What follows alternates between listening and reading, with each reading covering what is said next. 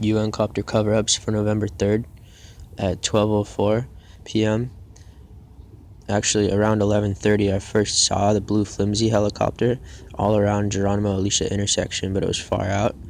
And it was doing stuff like where the medical building is, where they tried to lead me through the intersection by hiding behind it with the police helicopter at 60 feet of altitude and lead me by a K9 unit. He was doing things like acting like he had to ascend over that building.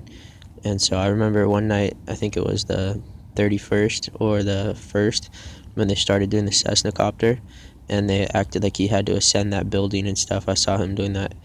And so then at 12:04, when they came close and I saw him, he was going right to left and in the copter pocket if you're looking across the street from me, and he kind of cut down out of the neighborhood, out of the curvature of DeSeo Street where it's closest to Geronimo. So he's kind of making a left curve, dropping into the copter pocket, and he immediately followed the police helicopter. So the police copter came first, and then within a minute the UN cover-up copter flew by in the same spot, and he was doing little curves, and then when he was doing random ascensions and descensions, so it was like in conflict with the consistency of doing it on the hill to spread it out and say that it doesn't have anything to do with the ground. Sometimes they just do it randomly.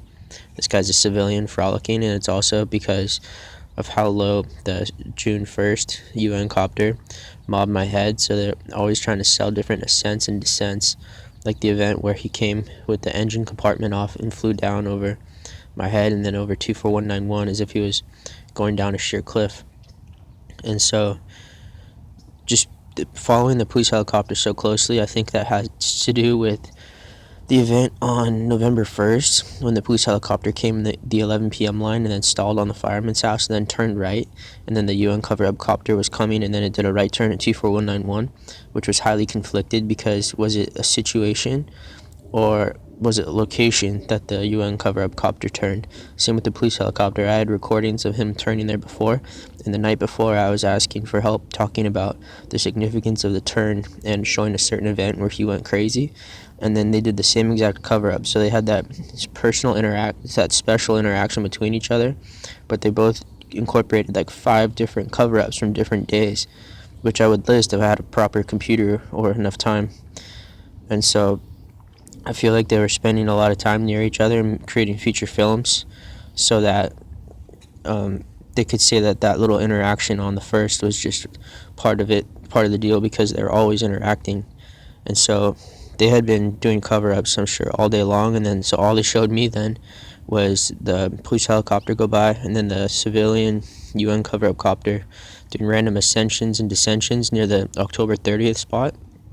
And then he did a U-turn in front of me so that I could see a Geronimo Cordillera, and that's because I've been pointing out how the UN cover-up copter has done U-turns. One was coming towards me from Solero Oliveira intersection, and I said I would delete a video and I was ready for him, and he did a U-turn. And there was another one with the red copter who did a U-turn in the park, and there were a couple others with that one, and now they have the police copter doing U-turns. Yesterday on the 5th, he did a U-turn at Falda DeSeo, and so they just spread it out over all the aircrafts, like how they had the straight jumbo jet fly down and then make a right turn behind 24191. Like, what is he doing there? And so then he left, and that was all the cover-up footage that was near my house for that day.